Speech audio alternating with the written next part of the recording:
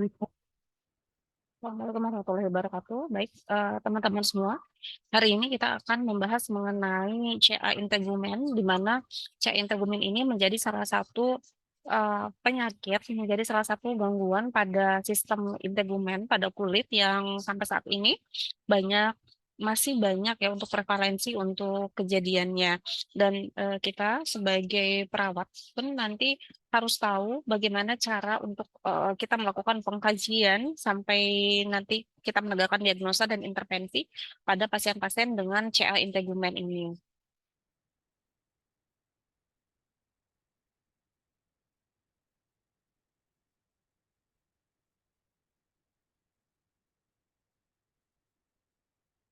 Ya, CA integumen atau cancer ya pada sistem integumen atau pada kulit khususnya bersama juga dengan derivat-derivatnya bersama juga dengan turunan dari sistem integumen ini mungkin teman-teman juga masih ingat ya ada kuku kemudian ada rambut.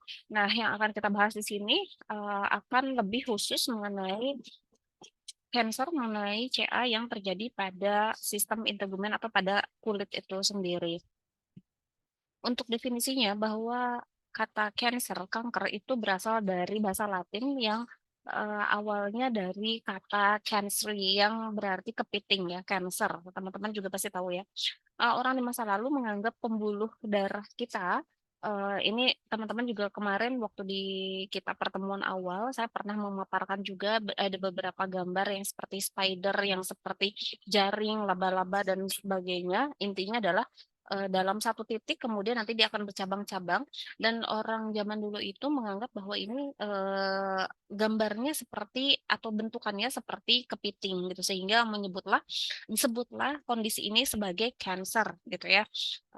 Cancer.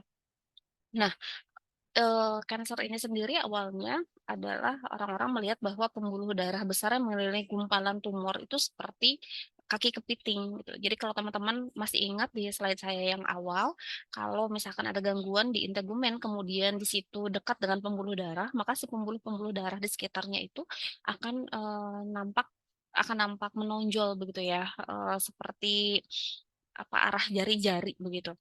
Nah, kanker ini sendiri adalah sel yang telah kehilangan pengendalian dan mekanisme normalnya gitu. Jadi, dalam bahasa gampangnya, kanker ini adalah abnormalitas pertumbuhan sel. Teman-teman pasti sudah belajar mengenai konsep untuk pertumbuhan sel, di mana sel itu pasti akan membelah 2N, masih ingat ya? Dia akan mitosis gitu ya. Nah, untuk si kanker ini sendiri adalah sel-sel yang tadi kehilangan kendali sehingga metabolismenya, sehingga tumbuh kembang atau berkembang biaknya itu sangat-sangat tidak terkendali atau sangat banyak dan sangat besar. Sehingga yang bisa kita lihat manifestasi klinis secara fisiknya adalah kita melihat pasien-pasien dengan tumor atau kanker ini pasti ditandai dengan adanya pembesaran pada organ yang mengalami gangguan tersebut ya pada organ-organ yang terkena kanker atau tumor tersebut. Nah, kanker ini sendiri berkembang melalui serangkaian proses yang disebut dengan karsinogenesis.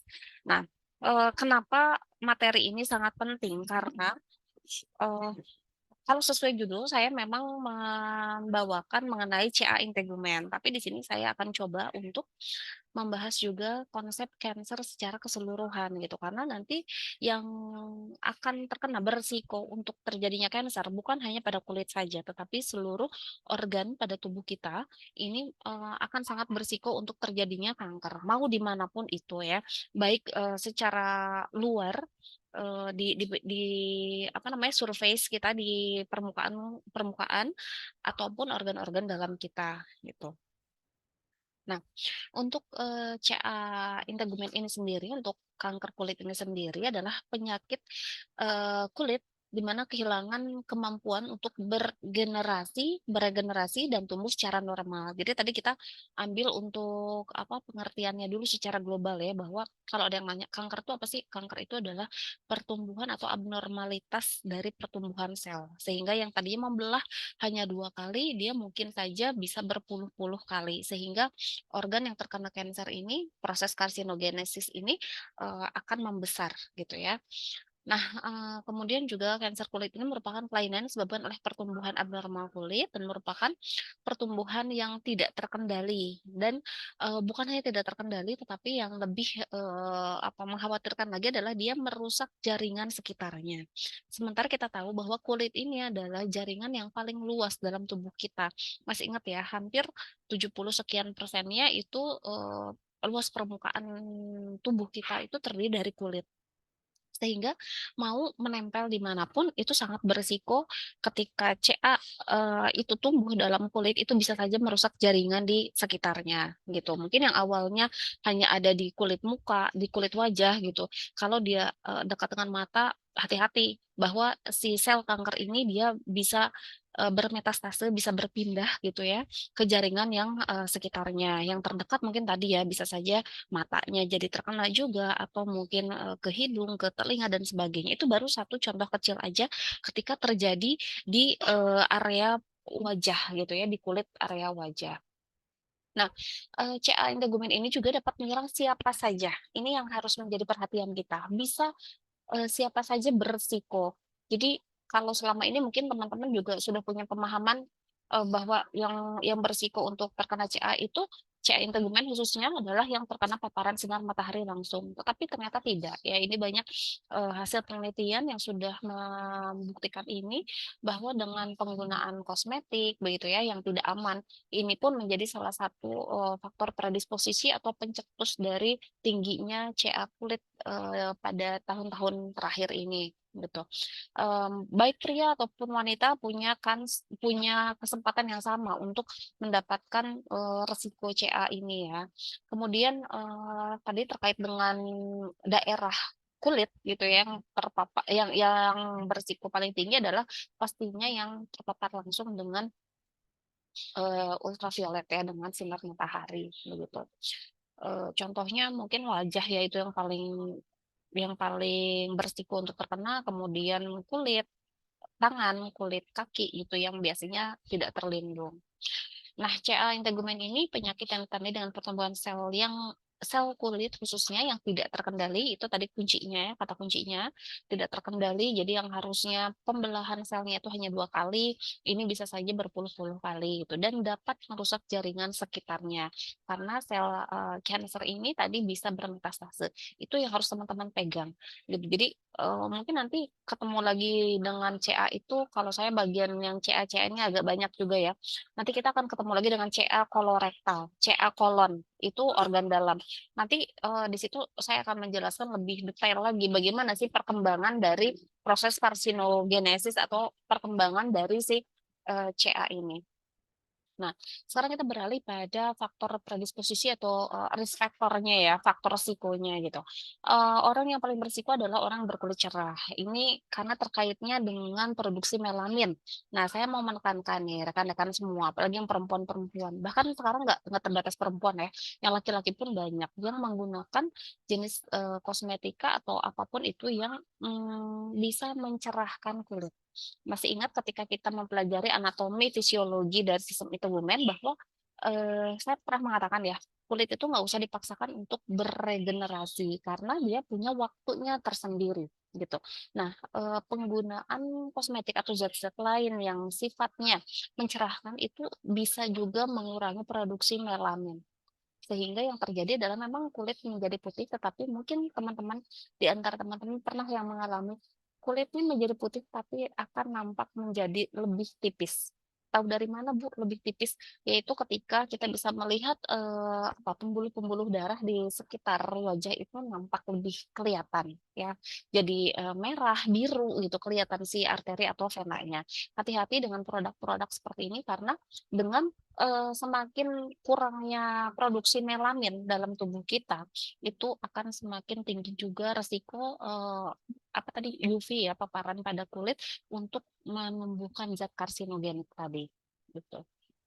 Nah, orang yang sudah lama terkena sinar matahari tanpa terjadi perubahan warna kulit menjadi coklat kekuningan juga ini punya resiko yang lumayan besar juga ya, gitu. Jadi tadi yang merasa kulitnya putih jangan tiba-tiba langsung ketakutan, enggak juga ya kalau memang putihnya alami nggak dipaksakan, ya alhamdulillah gitu ya. Nah ini hati-hati juga karena, ternyata pada cancer integumen ini, pada CA integumen ini terjadi juga pada orang-orang yang tidak terjadi perubahan warna kulit.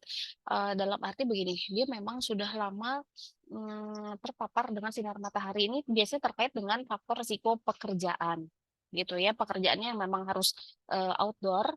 Nah itu, berarti perlindungannya pun harus ekstra, terutama perlindungan mengenai, paparan sinar UV, itu penting ya. Apalagi, dengan akhir-akhir sekarang ini dengan pemanasan global, itu, teman-teman bisa merasakan sendiri, panas yang menyengat itu pasti akan seiring dengan gelombang UV yang semakin besar juga, dan itu pasti akan berpengaruh juga terhadap, resiko apa, tumbuhnya si zat-zat kanker tadi ya, karsinogenesisnya semakin besar. Nah, ini secara lengkapnya teman-teman ya, untuk etiologinya pertama adalah sasaran ultraviolet. Kemudian yang kedua adalah zat kimia yang sifatnya karsinogenik. Nah, ini saya titip banget ya, hati-hati kita dalam memilih baik itu kosmetik atau produk skincare apapun, eee, kita harus tahu, kita harus bisa apa, memilah gitu ya, ini produk apa atau zat apa sih yang mempunyai sifat karsinogenik yang besar. Salah satu contohnya adalah mungkin teman-teman juga sering ya melihat di berita gitu ya, yang paling banyak diberitakan biasanya produk yang mengandung merkuri.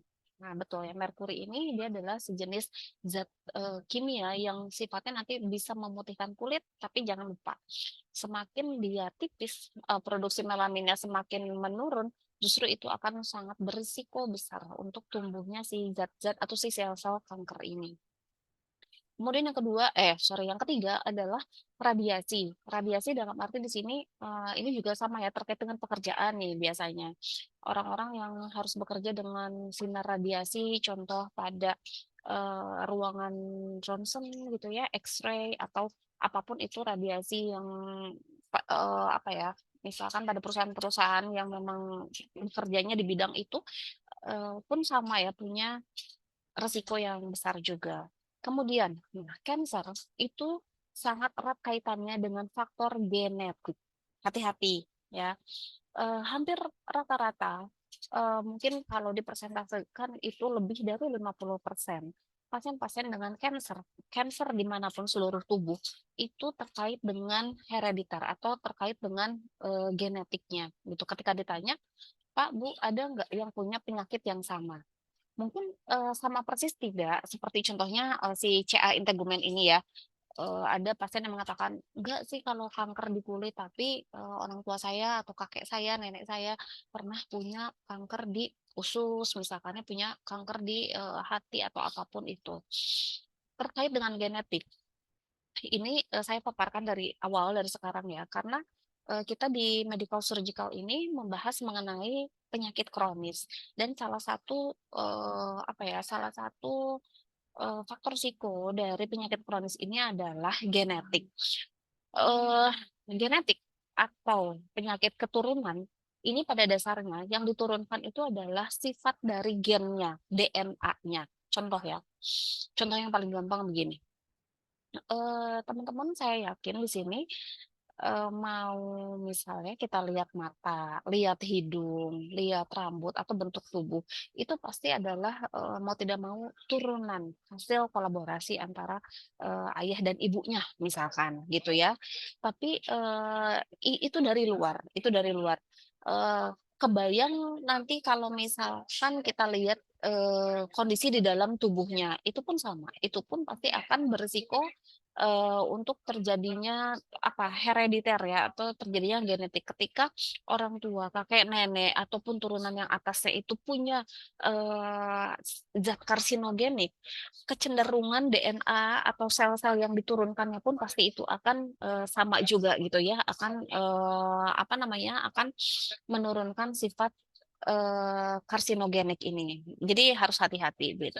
Nah, kemudian juga, sistem imun ya, sistem imun juga ini terkait dengan sangat erat kaitannya dengan faktor risiko tumbuhnya, zat-zat, apa, kanker ini gitu ya.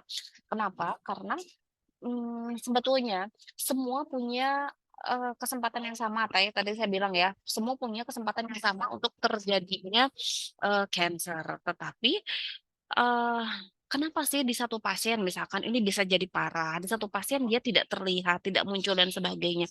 Itu juga salah satunya adalah terkait dengan sistem imunitas, di mana pada saat sistem imunnya sedang turun, itu pasti akan berisiko juga, tumbuh atau munculnya si sel kanker ini, gitu ya. Kemudian, faktor lain adalah faktor pekerjaan. Ini yang sudah kita bahas dari awal ya, terutama yang, pekerjaannya outdoor, begitu. Nah, kita sekarang masuk pada, tanda gejala. Ya, hati-hati nih dengan tanda gejala pada kanker ini, karena banyak pasien yang akhirnya datang dengan, sudah dalam kata lain dia sudah terlambat begitu ya untuk, penanganannya. Karena di awal mereka mengira, "Ah, ini sih hanya ruam biasa aja, hanya gatal biasa aja, hanya merah-merah biasa aja," gitu ya.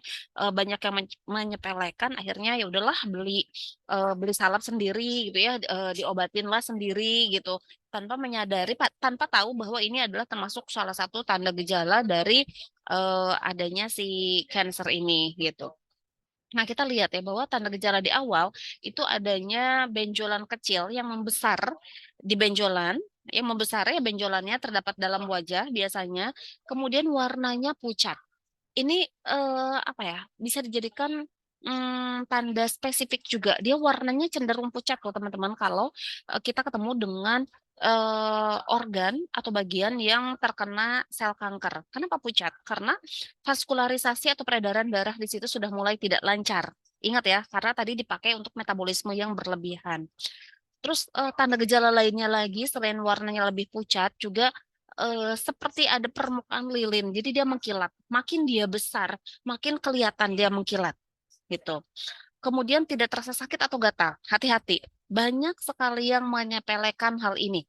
"Ah, nggak apa lah, nggak usah diobatin, nggak sakit kok, nggak gatal kok, nggak ngeganggu kok." Justru itu yang harus menjadi perhatian kita, gitu. Dan, yang paling, apa ya, yang paling harus kita cek itu adalah, itu perkembangannya yang signifikan, teman-teman ya.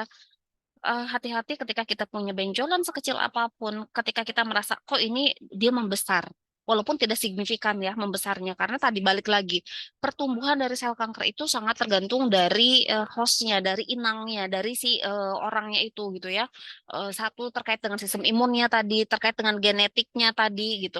Ada yang perkembangannya sangat cepat gitu ya, dalam waktu 1 tahun, ih tiba-tiba kok udah stadium akhir gitu. Ada juga yang memang, ini saya ada benjolan udah beberapa tahun tapi, pertumbuhannya tidak terlalu besar gitu, ada pasien yang seperti itu ya, tidak terlalu besar tapi saya merasanya memang semakin sini makin besar. Nah, hati-hati dengan itu, gitu ya. Jadi ini tanda gejala awal yang teman-teman harus, betul-betul ketahui banget gitu ya, di mana ketika ada jaringan yang membesar atau permukaan kulit ya, karena kita lagi di CA integumen, ketika, nampak lebih pucat.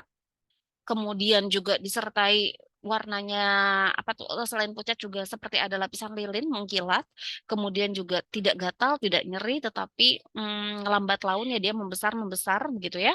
Nah itu harus, harus menjadi perhatian kita, gitu. Kemudian, benjolan terasa keras dan kenyal, ini yang jadi khas juga. Ketika kita palpasi, itu biasanya cenderung dia keras karena ada massa, gitu. Beda dengan misalkan teman-teman bengkak, pernah ya mengalami bengkak misalkan kebentur, itu pada saat kita palpasi itu kayak ada nyoy-nyoynya gitu. Ketika, kita palpasi itu kayak ada, eee air gitu ya, cairan. Karena memang konsep untuk yang bengkak itu adanya shift cairan ke jaringan interstisial kan gitu. Nah, beda dengan si kanker ini, kalau cancer ya dia pasti ada masanya di situ. Kemudian, nah ini juga yang menjadi faktor yang lain adalah, manifestasi klinis yang lain yang harus kita, warning adalah tai lalat yang berubah warna.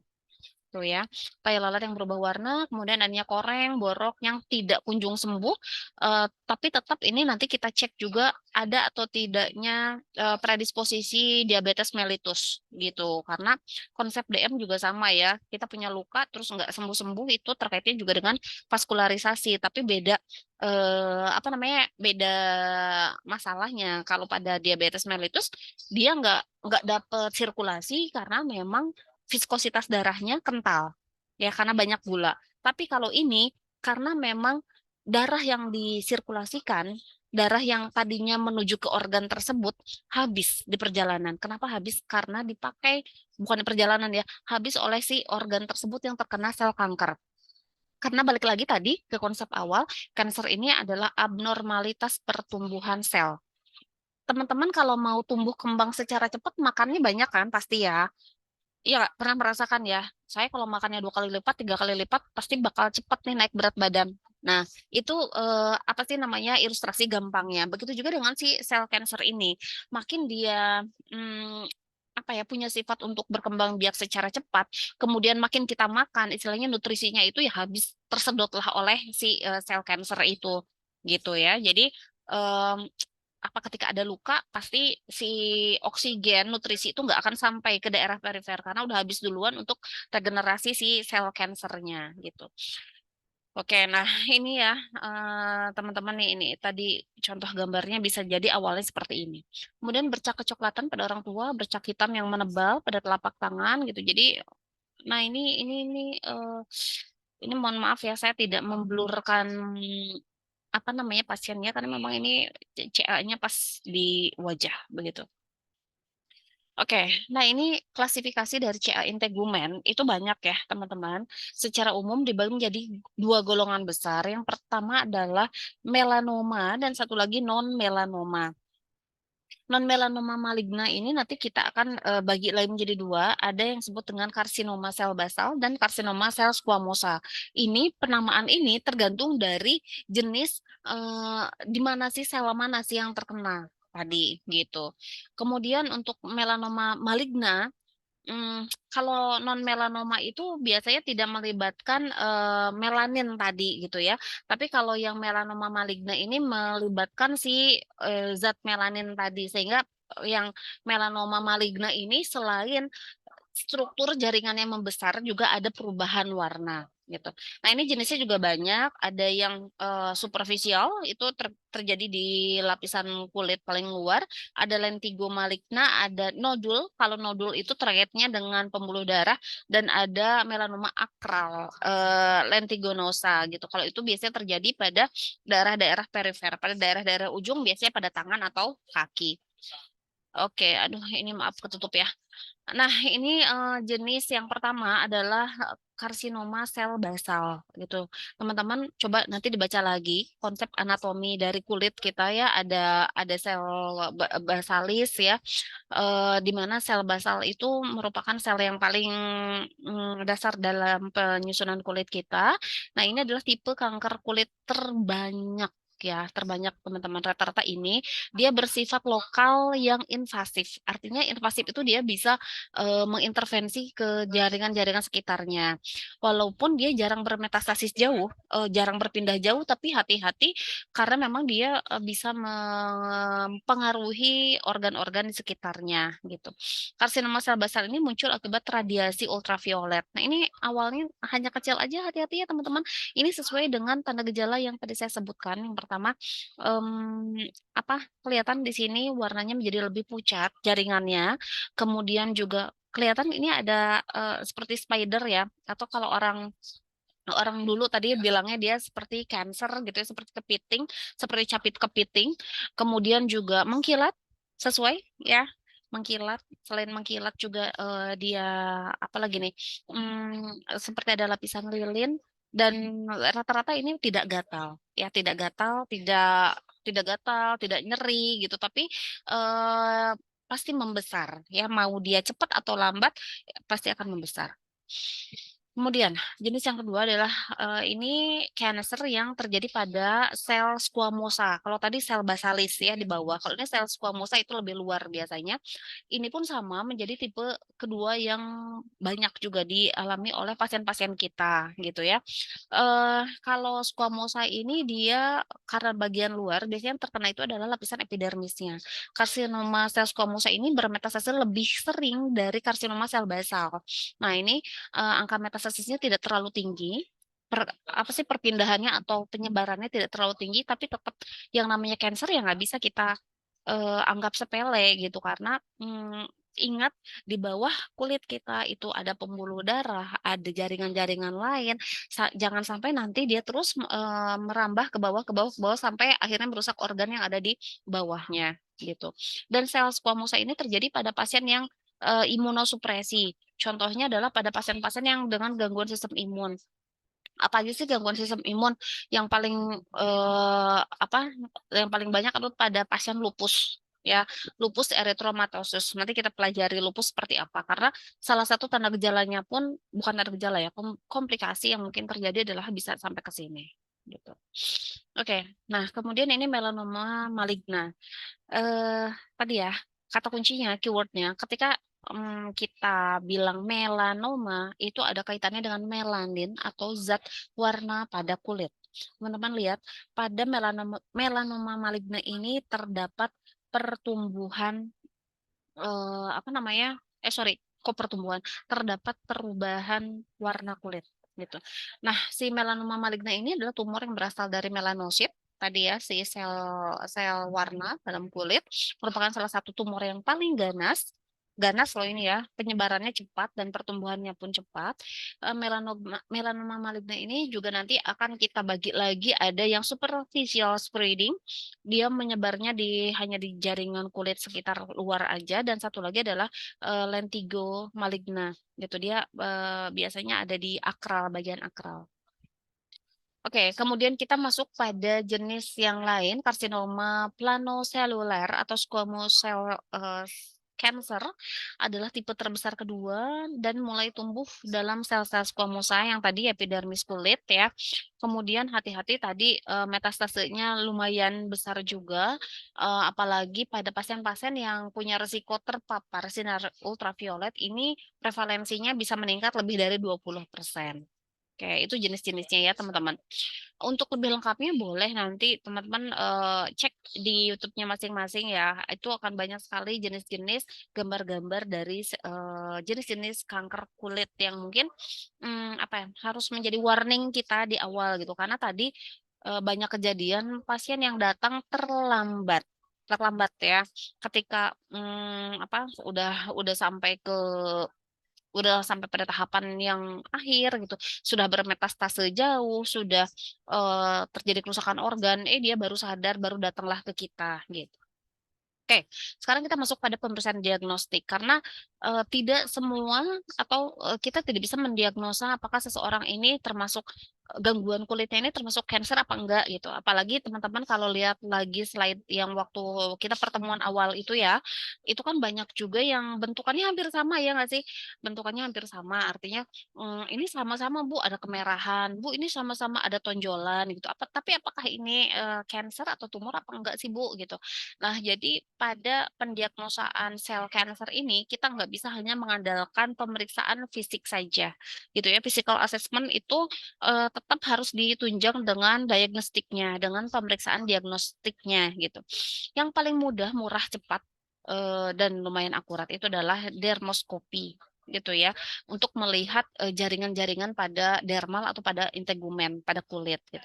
Dermoskopi ini sendiri adalah metode non-invasif yang memungkinkan dalam evaluasi warna dan struktur epidermis secara mikro atau histologi gitu. Jadi kalau histologi, kalau kita bicara jaringan pasti nggak bisa lepas dari minimal gitu ya. Si jaringannya kita ambil terus kita lihat di bawah mikroskop.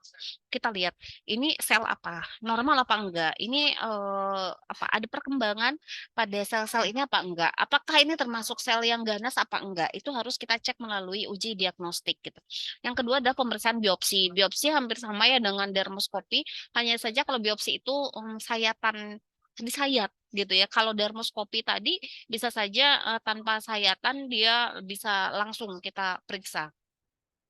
Kemudian, pemeriksaan penunjang lainnya adalah laboratorium cek ya, kemudian biopsi jaringan, pemeriksaan sinar X, ronsen, CT scan itu bisa kita gunakan gitu, tergantung dari advice nanti dari dokternya gitu.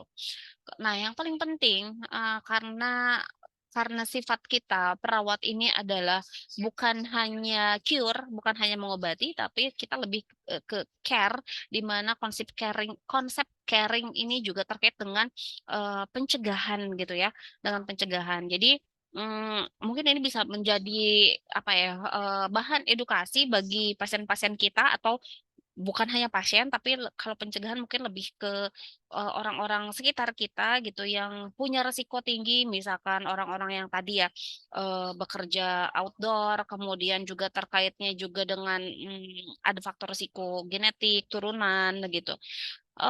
Pertama adalah hindari pastinya ya untuk, menjemur gitu. Nah, coba nanti teman-teman cari literatur gitu ya, cari apa namanya, bagaimana tingkat prevalensi untuk, apa namanya, untuk terjadinya, sel kanker pada si bule-bule yang gemar berjemur, gitu. Kan mereka senang banget tuh ya sunbathing gitu ya, apa namanya, mandi sinar matahari katanya sampai gosong banget gitu. Coba nanti cari literatur berapa persentase, angka kejadian pada CA integumen pada orang-orang kulit putih ini.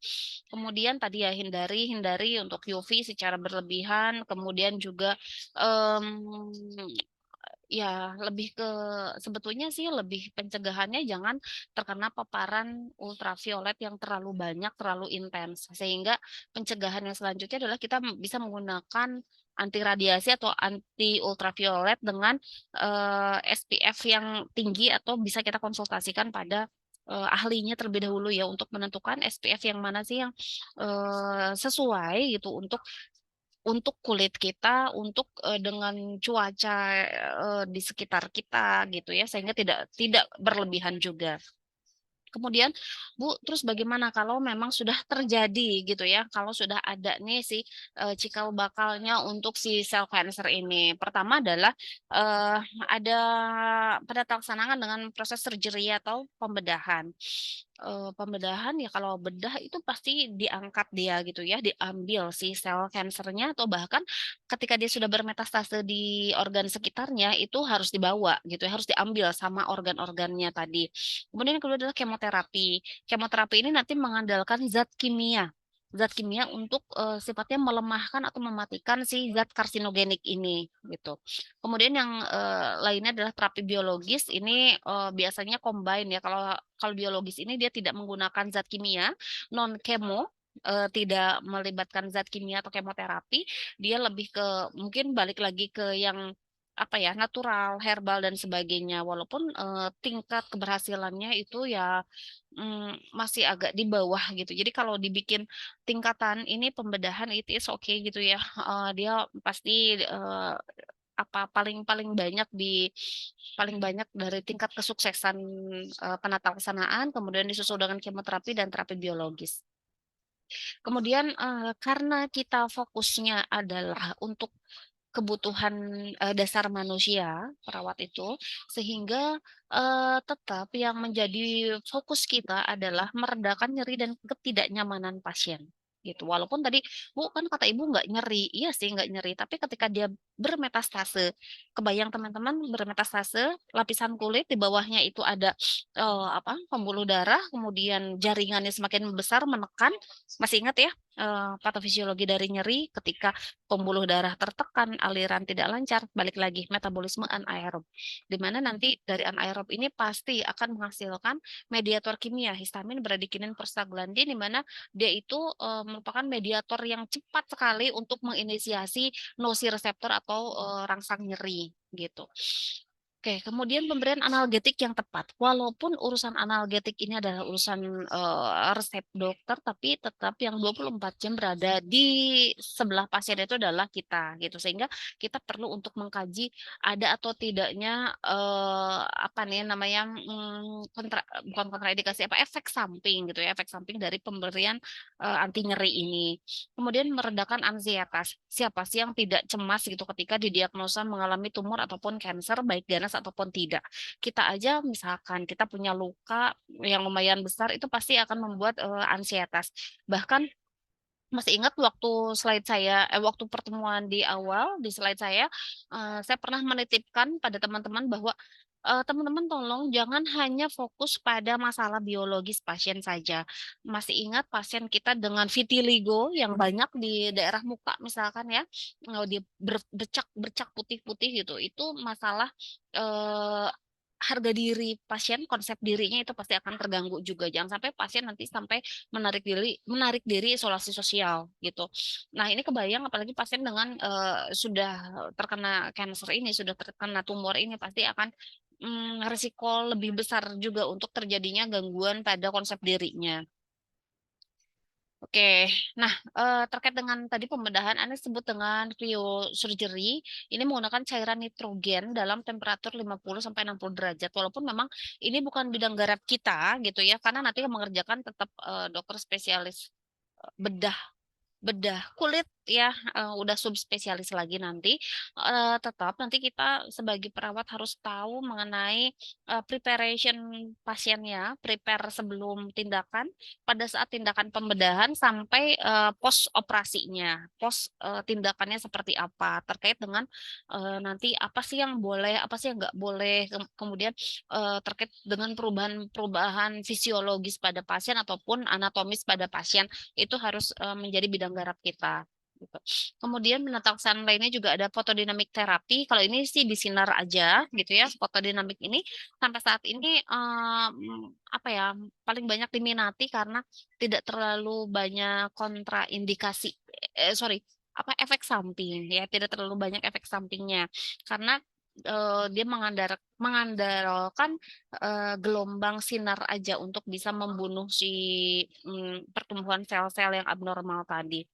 Kemudian, nah ini tadi terapi biologis ya, bioterapi, imunoterapi gitu. Ini, eee, apa ya, lebih lebih ke, mmm, kita otak-atik tuh di bagian, biologis pasiennya terkait dengan, apa, pengeluaran zat-zat untuk infeksi gitu ya, seperti interferon, interleukin, dan sebagainya gitu. Nah, sampailah kita pada tahap pengkajian pada pasien-pasien yang tadi saya bilang, "Bu, kan itu, apa, tanda gejalanya kalau saya lihat dari luar ya hampir sama aja sih, Bu, ada kemerahan, ada tonjolan," gitu ya.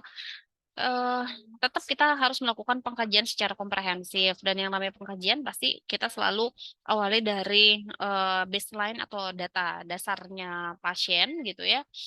Yang paling penting di sini adalah, selain keluhan utama juga riwayat kesehatan yang lalu. Apakah pasien kita ini pernah mengalami hal yang sama dan yang tidak kalah penting tadi yang saya sangat titipkan pada teman-teman adalah riwayat genetik ya terkait dengan, keluarga. Apakah ada nggak sih gangguan pada, pasien kita ini sorry, ada nggak sih faktor keturunan pada pasien kita ini, gitu. Kemudian pemeriksaan fisik mencakup tanda vital, kemudian, pemeriksaan per sistem boleh juga silakan dan pemeriksaan fokus untuk integumen.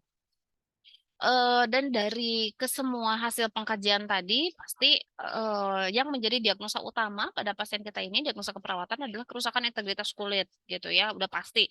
Mau sekecil apapun itu ada benjolan, ada luka, atau ada perubahan warna itu pasti, integritas kulitnya terganggu. Kemudian nyeri nyeri sudah pasti ya terkaitnya dengan metastase pada sel kanker. Ansietas udah jangan ditanya lagi, tadi saya sudah jelaskan, kemudian gangguan citra diri, konsep dirinya, dan juga yang tidak kalah penting adalah kurang pengetahuan. Ya tadi ya, dari sekian kasus, pasien yang pernah saya temui itu rata-rata pasien datang sudah dengan kondisi terlambat karena, ketidaktahuannya, mendiagnosa gitu ya, karena, "Bu, saya kira tuh hanya gatal biasa. Bu, ini awalnya benjolannya kecil. Bu, saya ini garuk apa segala macam lah," gitu ya. Akhirnya, terus membesar-membesar dengan ditambah dengan faktor-faktor risiko tadi, gitu. Dan tentunya untuk intervensi keperawatan, kita sesuaikan dengan diagnosa yang muncul pada pasiennya, begitu. Oke, teman-teman mungkin itu saja yang bisa saya sampaikan untuk materi, CA integumen ini. Mudah-mudahan, apa ya, materi dasar ini bisa menjadi bekal karena nanti ke depannya tadi saya katakan mungkin kita akan ketemu lagi dengan, berbagai pasien dengan berbagai jenis kanker-kanker yang lain, begitu ya. Oke, sekian dari saya, mohon maaf atas segala kekurangan. Silakan teman-teman untuk mencari sumber sebanyak-banyaknya dimanapun, jangan berhenti belajar dan jangan, cepat merasa puas hanya dengan mengandalkan satu sumber saja. Saya, sangat-sangat meminta teman-teman untuk bisa memperkaya diri dengan terus membaca, memperbanyak literatur-literatur yang dibaca, begitu ya. Oke, sekian dari saya, mohon maaf atas kekurangan, kesalahan, sampai bertemu lagi, billahi taufiq wal hidayah. Wassalamualaikum warahmatullahi wabarakatuh.